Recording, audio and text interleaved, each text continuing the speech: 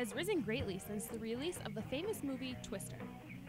There have not been any reported deaths directly related to storm chasing. Yet. The problem with the increase of amateur storm chasers is that they are not chasing in a safe, courteous, and responsible way. Vortex 2 pod team navigator Alex Gibbs, being an experienced storm chaser, has beneficial advice that could someday save your life. You want first aid kits, you want tire repair stuff. There are proper materials needed for storm chasing that help protect and guide chasers through the storms. Other safety things that I would bring is you want to have methods of communication with different people. Obviously cell phone, obviously radio, but you want to know what's going on, weather radio. If you definitely want a weather radio if you don't know what you're doing.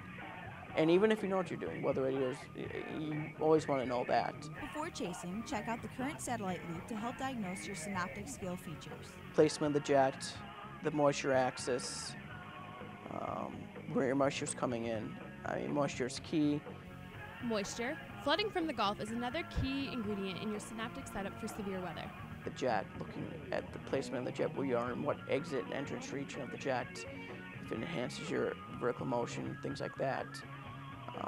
Those are important things to look at synoptic scale-wise. The location of your jet is important because you find your ascending vertical motion at the left entrance and right exit regions of your jet.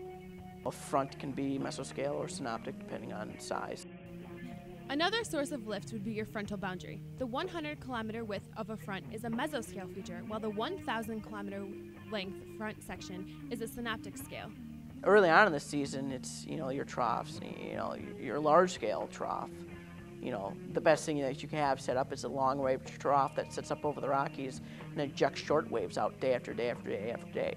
You're going to have a lot of severe weather in that situation, especially the day before that large trough moves out. You're going to have, that is the storm chaser's dream, I think, is having the large-scale trough sit over the Rockies and just eject these short waves out over the plains.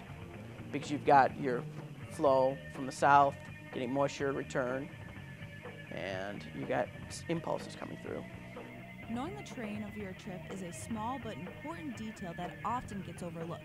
Know the terrain you're driving in and be aware of it. It is imperative to stay a safe distance behind the car in front of you. Like 1 link per 10 miles an hour, I would do that, maybe add a few more. Because a lot of those people will just stop in the middle of the road. A lot of people just stop. You've got to always be assuming that that's going to happen. Storm chasers are on a constant battle with time. Since the prime time for chasing is in the evening hours, it is necessary for a chaser to know the time to break off a chase for safety reasons, even if you have a radar. Radar does not tell you everything at all. Radar is a good thing, but you got to remember the radar you're looking at most likely is 4 to 5 to 6 to 7,000 feet above you. It's not showing what's happening at the surface. So, if you're chasing at night using a radar, you're already using a source that is not accurate to what you could be seeing. You wouldn't know these types of details unless you had an experienced chaser with you. So unless you are chasing within a professional storm chase team, always remember, storm chasing at night, you're in for a fight. Chase during the day, that's the right way.